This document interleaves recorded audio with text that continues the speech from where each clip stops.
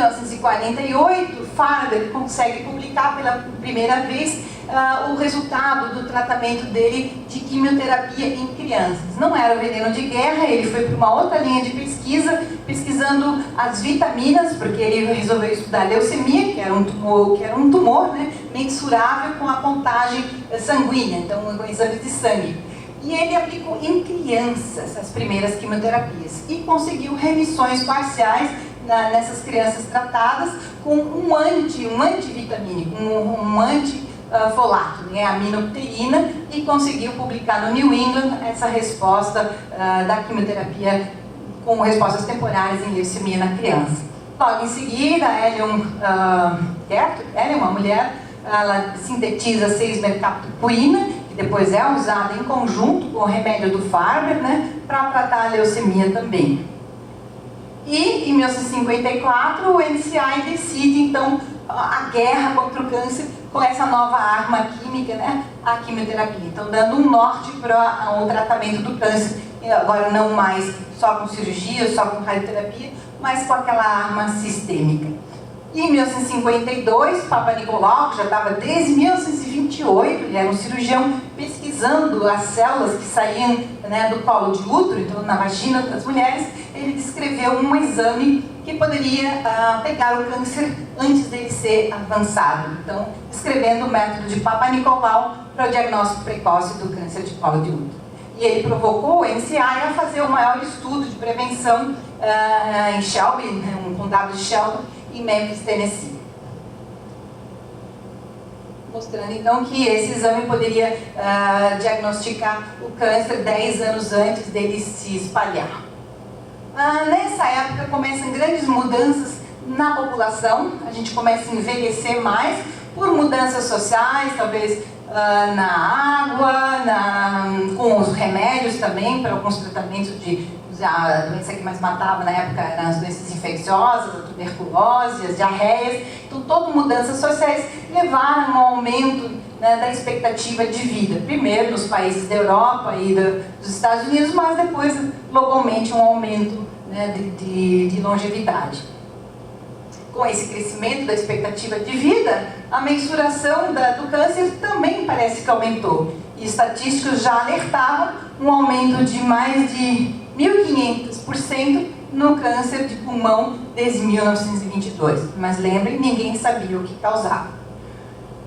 O consumo de cigarros, que lá em 1800 e pouco era 1 per capita, chegou a 3.500 cigarros per capita. Em 1960 chegou a 4.000, que foi o máximo, né? 4.000 cigarros per capita ao ano nos Estados Unidos. Na linha da biologia, a estrutura do DNA é desvencilhada. Então é descrito aquela dupla hélice, né? Os cromossomas desenrolados, e ali estaria o material genético que levaria informações depois na divisão celular de uma geração para outra. Então, muito importante para a gente descrever depois o câncer. Em 1950, se publicam artigos importantes sobre a associação de cigarro com câncer de pulmão. Na Inglaterra, com Richard Doll e Bradford Hill, e nos Estados Unidos, com Graham e Winder. E eles publicam, na verdade, estudos de caso controle. O que é isso? Quando eles perguntam ao paciente já com câncer de pulmão se ele fumava ou não, e eles mostraram uma forte associação com o cigarro. Eu coloquei ali o nosso ministro da Saúde, porque ele, 50 anos depois, fez a mesma coisa que o ministro da Saúde da época, nos Estados Unidos, o Leonard Schiller, e disse, não, pode continuar fumando. Esses epidemiologistas não sabem de nada. Se cigarro dá câncer, então de tomar leite também. Então foi conhecido como ministro do leite. E o nosso ministro da Saúde aqui era a capa da revista Souza Cruz, agora, uns meses antes de ele ter sido ministro da Saúde na gestão passada, dizendo o título, Doutor na Arte de Conciliar, querendo conciliar câncer, provavelmente, e outras doenças com o uso do tabaco. Então, não mudou de estratégia em 50 anos.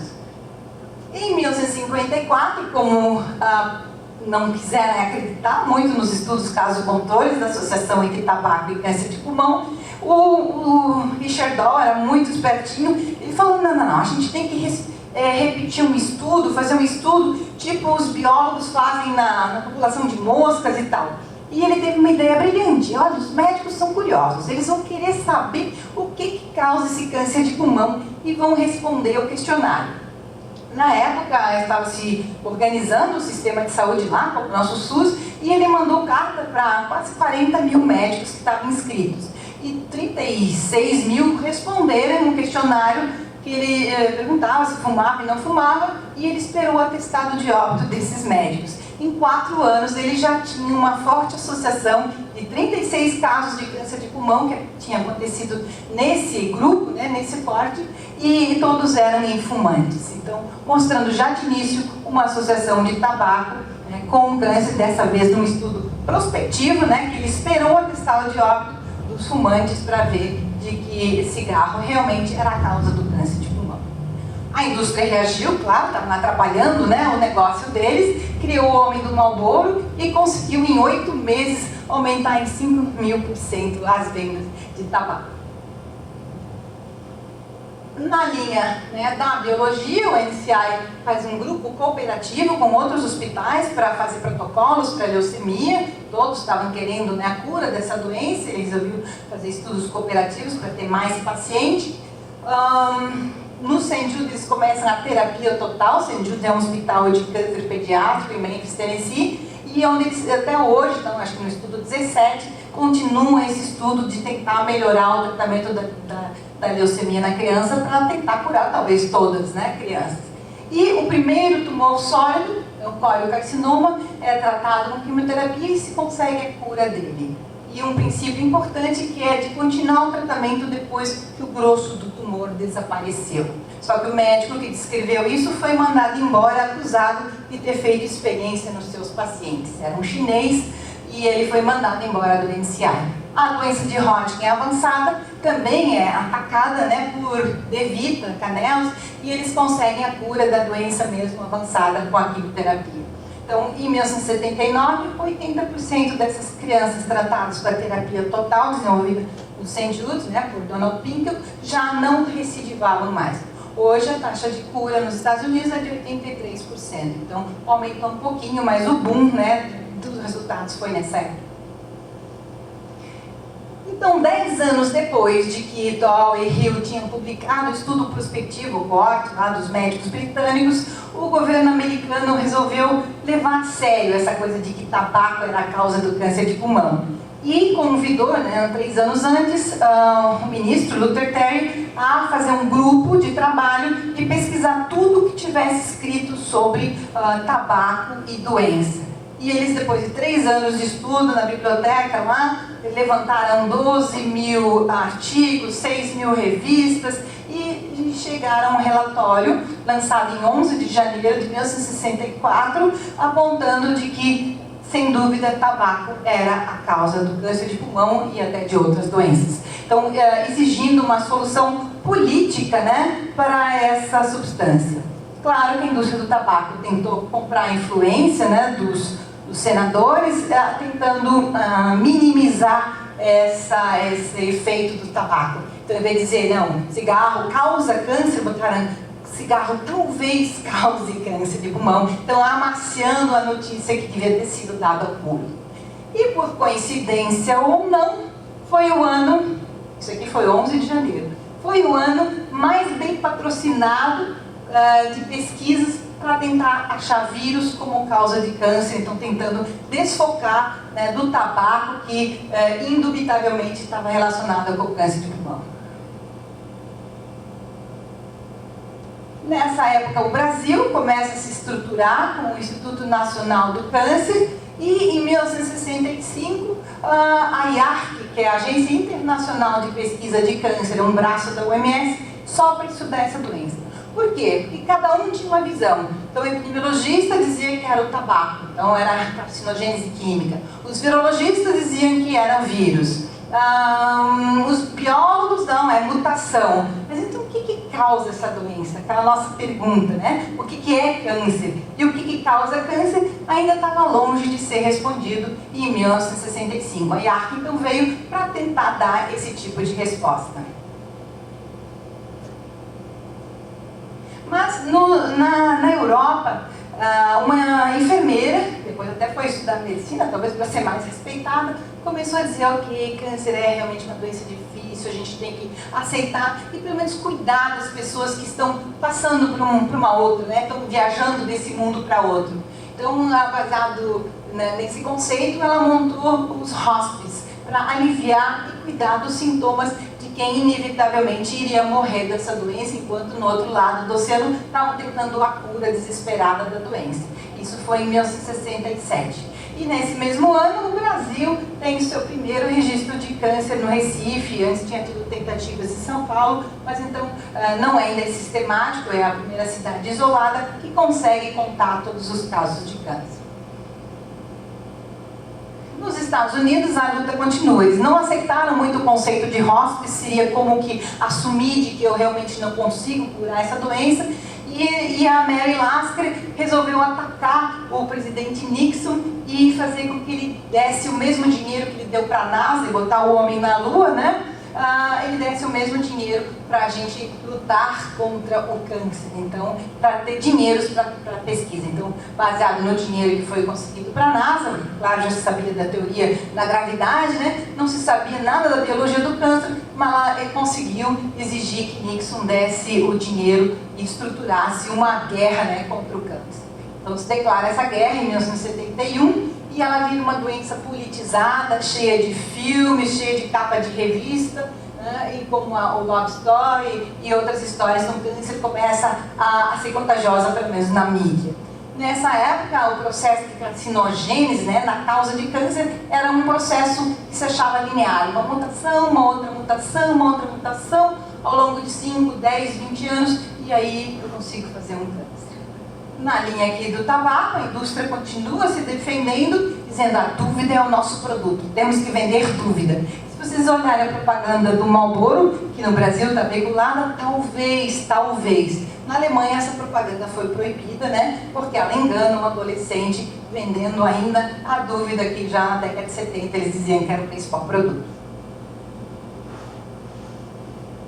Aqui ainda aparece uma pecinha dos vermelhos, porque é a da cirurgia, e na verdade foi um cirurgião que resolveu questionar a teoria de Hounsfield. Será que o câncer realmente tem aquelas raízes? Será que a cirurgia radicalíssima que tira músculos do peito da mulher, né, escavando ela, cura mais mulheres do que uma cirurgia conservadora? Então já havia essa pergunta de outros cirurgiões e ele resolveu montar um estudo multicêntrico para provar isso. Então ele juntou com pacientes do Canadá, depois pacientes na Itália e conseguiu provar de que cirurgia localizada, complementada com radioterapia, tinha resultados semelhantes daquela cirurgia super ultra radical do House, então derrubando o pai da cirurgia, né, e todo aquele radicalismo que era feito para tratar câncer. Quanto ao cigarro, em 1967, um advogado disse, olha aqui, em 1964 fizeram lá aquela publicação de tabaco e saúde, mostraram que esse negócio causa doença e câncer, e como é que tem propaganda na televisão? E ele foi sozinho aos tribunais dizer, não, se causa câncer, eu também quero dizer para a população isso, e não só mostrar propagandas bonitas de cigarro. E ele ganhou, depois de 3 anos, essa causa, e então fez com que se passasse ao mesmo tempo propaganda de cigarro e logo depois a advertência mostrando os efeitos colaterais, né, do cigarro. E aí a indústria voluntariamente tirou do ar as propagandas de cigarro nos Estados Unidos, e as últimas eram as feitas especificamente para as mulheres. Em 1975 e 78, novas drogas entram no arsenal da quimioterapia, e aquele médico que tinha sido mandado embora com a sua teoria da quimioterapia adjuvante, agora, vamos dizer, é renascido, porque começa a se ver de que essa era a forma que deveria ser tratado o câncer. Trata com cirurgias, com radioterapia, mas mantém a quimioterapia para evitar as recaídas da doença. E até na África se consegue resultados de tratamento de linfoma de Burkitt, né, em crianças com quimioterapia. E o tumor do testículo tem uma droga que muda a sobrevida, né, que é a cisplatina, em 1978. Nessa década de 80, o Bernard Fischer, aquele mesmo que estudou lá a cirurgia radical e desbancou, destronou o Hauser, ele começa a mostrar nesse estudo, então, multicêntrico, a melhora da sobrevida de câncer de mama com a associação da cirurgia local, com radioterapia, com a quimioterapia adjuvante e depois com o uso do tamoxifeno como uma prevenção. O tamoxifeno era um anticoncepcional que não deu certo, estava lá na prateleira, ninguém sabia usar, mas uma médica em Manchester, nos Estados Unidos, na Inglaterra, começou a usar e mostrou efeito, então, no tratamento do câncer. E hoje isso é o padrão do tratamento, então, sendo o começo de uma terapia-alvo, aquela que acerta direto na célula do câncer. Em 1984, 85, foi por um acaso quando eu me formei, a oncologia começou a tremer nas bases, porque tinha mais de 6 mil artigos publicados sobre quimioterapia, mas nenhum novo tumor curado. E alguns epidemiologistas começaram a questionar se realmente a gente estava ganhando aquela guerra declarada nos anos 70. E na parte aqui de políticas, o governo americano, pressionado pelaquela American Cancer Society da Mary Lasker, começa a fazer da mamografia uma política pública para o diagnóstico precoce, então, do câncer da mama. Mas essa foi uma política implantada sem um conhecimento científico. Só alguns anos depois, um estudo de Malmo, na Suécia, mostrou de que, na verdade, ela não era para mulheres de 40 anos. Ela só conseguiria reduzir a mortalidade em mulheres de 50 a 70 anos. E que dos 40 aos 50, tinha mais efeitos negativos do que benéficos. Então, aumentando as taxas de câncer por excesso de diagnóstico e sem reduzir a mortalidade dessas mulheres. Só que desde a década de 70, mais de 30, 40 anos, começou a se disseminar esse poder da mamografia em fazer prevenção ou diagnóstico precoce do câncer, e hoje é difícil desbancar essa política. Ela virou quase que um dogma e a gente acha que é a única forma. Na verdade, Bernard Fischer, com seus estudos multicêntricos, é o grande responsável pela redução da mortalidade. Alguns dizem que é meio a meio, que é a prevenção, o diagnóstico precoce com a mamografia junto com o avanço terapêutico. Pode ser, mas assim, Malmo foi bem decisivo em mostrar esse benefício, geralmente só depois dos 55 anos de idade. Na década de 80, o governo americano, preocupado com o que causa câncer, convida o epidemiologista Richard Doll, e agora o Richard Petto, a estudar as causas do câncer. E eles descrevem em 12 grupos de tumores, de causas de câncer, mostrando que a principal causa seria alimentação e tabaco, as duas responsáveis por pelo menos 50% dos casos. E a radiação, outras causas no ambiente de trabalho, até o sol, o álcool, os vírus, como outras causas de câncer. Mas as duas principais, tabaco e alimentação, então corroborando com essas informações de tabaco causando câncer. Em 82 também acontece que um japonês descreve de que fumo passivo também causava câncer. O primeiro estudo foi nas mulheres de maridos, então, que fumavam no quarto, em casa, então mostrando câncer de pulmão nas nunca fumantes, causado pelo fumo passivo. Para a indústria isso foi outro apavoro, porque não era mais só quem estava fumando ou tinha decidido fumar, mas também de quem convivia com eles. Em 1984, vem à tona os documentos internos da indústria do tabaco, mostrando toda a perversidade de propaganda para as crianças, que eles tinham que repor as perdas pelas doenças, pela morte, com todas as estratégias da indústria do tabaco para pegar mais consumidores. Ao mesmo tempo, se cria e se aprova o tratamento da dependência química da nicotina, então começando a tratar os fumantes com uma estratégia para evitar o câncer. E aquilo que eu falei, aqueles 6 mil artigos publicados, mas nenhum câncer novo curado, começou a incomodar os epidemiologistas, e Baylor Smith publicou no New England o primeiro estudo com uma pergunta: tem progresso contra o câncer?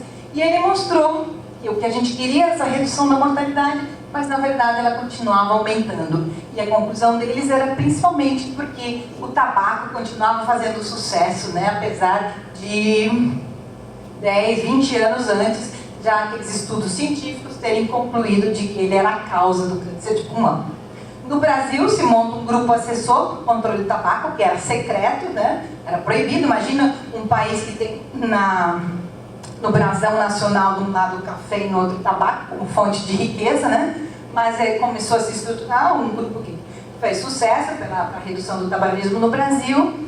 E em 1986, então, se mostra de que essas taxas de mortalidade estavam surgindo e se sugere que o NCI, além de estudar as drogas, também invista dinheiro na prevenção. Em 97, então, são mais de 10, 11 anos depois, eles, e agora não os mesmos, mas Gornick, né, fazem de novo um estudo e pela primeira vez começam a mostrar uma estabilização das curvas e talvez uma redução, aí é já que depois em 97, né, nas taxas de câncer. Então o título era Câncer Invicto, mas provavelmente uma pergunta. Parece que se estava começando a reduzir as taxas de mortalidade por câncer. E eles então associaram muito com isso aqui, o consumo de tabaco e o câncer de pulmão nos homens. Eu digo que isso aqui é um nado sincronizado. Se alguém ainda duvida da associação, tem um gap aqui de 25, 30 anos, mas quando reduz o consumo de tabaco, reduz o câncer de pulmão. Então é um nado sincronizado do consumo de tabaco com o câncer de pulmão. E a mortalidade só reduz num país quando se tem controle do tabaco. Quando as curvas estabilizam, se não morre mais tanta gente, começa a se acumular um monte de sobreviventes, né? Então, no 1996, ano 2000 mais ou menos, começa a se notar epidemiologicamente o aumento de sobreviventes. Na China, já em 76, 78, um médico que disse que não queria matar mais nada. Ele queria ensinar a célula a achar seu caminho de diferenciação celular.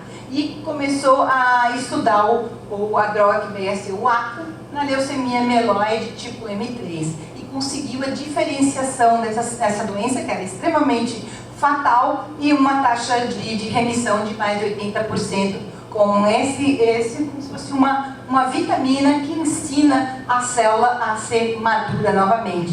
Então, começando a era da terapia-alvo, né, ou a oncologia molecular. Logo em seguida, o Glivec também vem revolucionar outra leucemia, nesse caso a leucemia mieloide crônica, transformando ela realmente numa doença crônica, com uma sobrevida de 20, 30 anos, né, a partir de outras pesquisas de cientistas anteriores, então atacando a translocação cromossômica, a produção dessa proteína específica que se fazia. Então, criando um novo conceito de tratamento de câncer, não mais um veneno de guerra, mas sim tentando consertar o dano molecular nessa célula.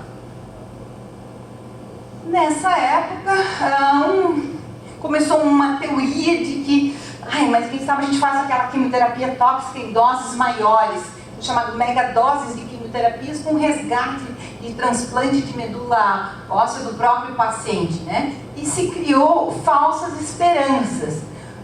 Dizem que o grande cara que fez com que isso ficasse mais de 10 anos em voga foi Werner Besvoda, um médico hematologista da África do Sul, que tem suspeitas de que tenha sido patrocinado pela indústria farmacêutica, que achava que ia perder toda aquela droga estocada, e ele começou a publicar, fez apresentação na ASCO, mas quando foram ver, os prontuários não existiam, eram falsos, era uma mentira, então ele iludiu toda a população de cientistas, dizendo que megadose de quimioterapia curava, por exemplo, o câncer da mama. Mais de 40 mil mulheres no mundo receberam esse tipo de tratamento que não tinha nenhum efeito na maior fraude de pesquisas clínicas no mundo. Ele está solto, ninguém sabe onde ele anda, né? Provavelmente ficou uns advogados, né, para defendê-lo da cadeia. E em 1990, baseado na teoria de Nansen, Vermes e Bishop descrevem a teoria do proto-oncogênio. Nansen, na verdade, dos genes supressores do tumor e eles do gene proto-oncogênio. O que é isso? Na verdade, toda uma pesquisa já do gene SARC, lá daquele do vírus do Peyton Roos, né, mostrando que todas as células de todos os, não só humanos, mas de todos os pássaros e todas as espécies, né, das galinhas, inclusive, ele começou a pesquisa, tinha um proto-oncogênio. O que era isso? É como ter um monstro para ser ativado.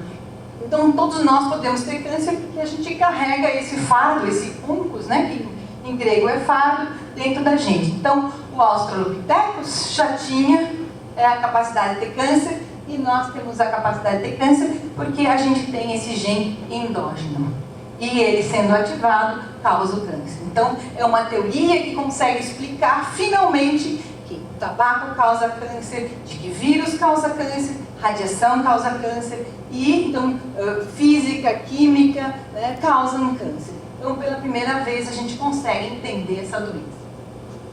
No ano 2000, em torno disso, aquela teoria linear da carcinogênese cai por terra. E a gente vê que ela é muito parecida com aquela árvore do Darwin, que na verdade câncer é originado numa célula tronco e que ela vai se diferenciando dependendo do ambiente onde ela está. Quer dizer, ela vai se adaptando àquele ambiente, seja dentro do cérebro, seja no pulmão, seja no fígado. Então aquela célula que está no osso, apesar de ter vindo de uma mesma célula, já está totalmente diferente daquela que foi colonizar o fígado. Então, criticando talvez aquele rastreio que é todo baseado, né, o rastreio de câncer, procura de câncer, naquele modelo de carcinogênese linear. Então, parece que é mais complexo esse processo da carcinogênese, como que recapitulando o processo da vida, né? E em 2000 e 2011, Weinberg e Hanahan escrevem um artigo seminal sobre as marcas registradas, tipo assim, a receita para ter um câncer. O que essas células têm em comum? Elas conseguem ativar a invasão e metástase, elas induzem sua própria alimentação com vasos sanguíneos, né, a angiogênese, elas resistem à morte celular programada, que é a apoptose, elas têm um desbalanço da energia, né, dentro da célula, elas mantêm sinais para continuar proliferando, apesar de baterem nas outras células, elas escapam dos supressores de crescimento, elas evitam a destruição pelos processos autoimunes e imunológicos, né, e ela ainda permanece se multiplicando imortalmente. Então esses são os superpoderes, né, da célula cancerosa, que finalmente agora em 2000 e 2001 eles agregaram 2 mais superpoderes e a gente consegue entender um pouquinho mais da biologia dessa célula. Em 2003 também, depois de 10, 15 anos de pesquisa, se chega ao Herceptin, que é um remédio que salvou a vida de 25% das mulheres com câncer de mama, quase 30% delas são positivas para esse marcador, né, e respondem muito bem a essa terapia-alvo. O sequenciamento do genoma também é uma expectativa de que a gente consiga fazer drogas mais específicas para o câncer, e agora a gente tem o Atlas, né, do câncer, e o de Cancer Genome Atlas, estão mostrando padrões de mutações em cada tipo de tumor. No câncer da mama, talvez mais de 140, no câncer do intestino, mais de 80 mutações são necessárias. Os tumores pediátricos, que respondem muito bem à quimioterapia, às vezes só tem 10, 12 mutações. Estou explicando porque é mais fácil a resposta terapêutica. Na área da epidemiologia, começa a se ver que a obesidade é um fator de risco de câncer importante. Então a gente começa a resolver, né, o tabaco como causa, o câncer começou, né, mas aí aparece a obesidade, que começa a ser uma epidemia também, como causa de pelo menos 15, 18 tipos de câncer. Na linha da epidemiologia, em mais ou menos 2005, 2003, foi aprovado uma convenção internacional, um tratado jurídico para tentar controlar a disseminação do tabaco, né, tão associada não só com câncer, mas com tantas doenças. Então, dizendo que a gente tinha que fazer pelo menos as 6 medidas baratas e que comprovam que reduz o câncer, né, que seriam as medidas Empower, né, que é mensurar o uso do tabaco nas crianças, mensurar na população de homem e mulher, mensurar a queda, o aumento, a gente oferecer ajuda para quem quer parar de fumar, a gente alertar sobre os perigos do tabaco, a gente fazer leis que impeçam que ela seja usada em ambientes de trabalho e ainda aumentar os impostos e impedir o contrabando, né, dessa droga que é legal, mas é letal. Em 2008 se publica de que a dinâmica do tabagismo é meio um dominó. Quando um fuma, acaba levando o outro a fumar, mas também o contrário é verdadeiro. Quando um para de fumar, o outro é influenciado pelo irmão, pelo vizinho, né, pela família. Então é muito importante a gente conseguir que um fumante deixe ou a gente impedir, porque ele tem um efeito dominó. E aqui em Florianópolis a gente consegue finalmente montar um registro de câncer para contar os casos na cidade todos os anos a partir de 2008. E em Santa Catarina, aqui se publica, será que a nossa taxa está aumentando ou está diminuindo? Nas mulheres está mais ou menos igual e nos homens tem reduzido um pouco pelo controle do tabaco, né, que tem sido feito aqui ultimamente. Mas a gente está mais ou menos no mesmo ponto que os Estados Unidos estava em 1997. Então, acho que a partir do ano 2000, né, a gente consegue explicar o que causa câncer, mostrando que a gente tem oncogenes que podem ser ativados. O Varmus, quando recebeu o prêmio Nobel por essa descrição dos oncogenes, ele disse que a gente tem um monstro interno, que a gente ativa ou deixa quieto. E a gente, principalmente, a principal alimentação que está em todas as padarias é o tabaco. Então, até quando a gente vai deixar que nossas crianças, mais uma geração, seja influenciada para usar esse produto tão comprovadamente carcinogênico e ativando, então, nossos oncogenes? Mas não é só o tabaco que causa câncer, né? Tem outras indústrias que produzem carcinógenos, como a indústria do asbesto, a indústria dos pesticidas, e todas elas, né, têm um grande lobby em cima dos nossos governos que acabam querendo que a gente ache dentro da célula apenas a cura do câncer, enquanto podem ser medidas, né, políticas para reduzir essa doença. O câncer é um espelho de como a gente vive nas nossas sociedades. A gente tem um estilo de vida, né, nada saudável hoje em dia, bastante sedentário, bastante obeso. A gente pode continuar descobrindo o que causa câncer, mas a gente já tem um conhecimento acumulado ao longo desses séculos. A teoria da epidemiologia hoje tem que ser a da caixinha chinesa, onde eu estudo a minha célula, o envoltório dela, o que afeta lá o oncogene, mas como eu vivo na minha família, como eu me alimento, que ar que eu respiro, que comida que eu como, onde eu trabalho, né? Porque tudo isso influencia o risco de câncer. Acho que o nosso caranguejo, né, para tentar entender essa doença, está finalmente começando a se delinear, mas ainda tem um monte de buraco de coisas que a gente precisa descobrir, né, e levar avante esses conhecimentos. Por enquanto, imortal é a célula cancerosa. O câncer ainda mata pelo menos 40% dos doentes afetados, alguns outros viram uma doença crônica, mas a gente já conhece ciência suficiente para tomar um controle do câncer. Com a prevenção, que já nos anos 80 foi avisado, não adianta só investir em tratamento, tem que prevenir o que é prevenível, principalmente com o controle do tabaco, hoje com vacinas também, os que são relacionados ao vírus. A gente pode rastrear o câncer de colo de útero, principalmente. O da mama a gente não sabe se causa mais malefício do que benefício, está em questionamento se hoje. Lembra que até hoje a teoria é de que a carcinogênese não é aquela linha reta, mas sim aquela bagunça em cascata. A gente consegue, com todos os equipamentos que a gente foi montando, né, da primeiro raio-x, a gente consegue fazer diagnóstico e consegue tratar algumas pelo menos 12 tipos de câncer viraram doença crônica hoje em dia. E cuidados paliativos têm que ser feitos, porque nessa hora que eu falei para vocês, no mundo inteiro morreram pelo menos 1.000 pessoas de câncer. São 8 milhões de mortes, a gente tem 8.700 minutos por ano, né? Horas por ano, cada hora morrem 1.000 pessoas só de câncer. E o novo desafio é cuidar das pessoas que estão sobrevivendo depois que a gente estabilizou as taxas de mortalidade. Então, o segredo, por enquanto, é a gente estruturar um sistema de saúde que dê conta, né, de prevenir. Então, a atenção primária tem essa tarefa de proteção com as vacinas, do rastreio, de promoção da saúde, dando informações, né, sobre trabalho, sobre alimentação, suspeitando dos sinais e sintomas e também cuidando do sobrevivente que volta, né, nessa trajetória.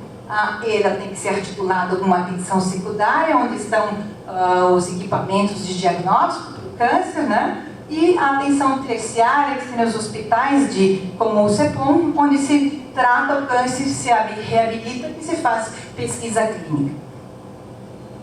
Eu acho que o câncer tem uma trajetória importante na história da medicina, talvez seja a doença mais desafiadora que a humanidade tem para enfrentar e ela não está resolvida. Eu acho que a gente tem curas para fazer na biologia, né, aplicando todo esse conhecimento de milênios, mas a gente também precisa investir os esforços para organizar melhor o nosso sistema de saúde, que é a nossa tarefa a partir de hoje. Obrigada.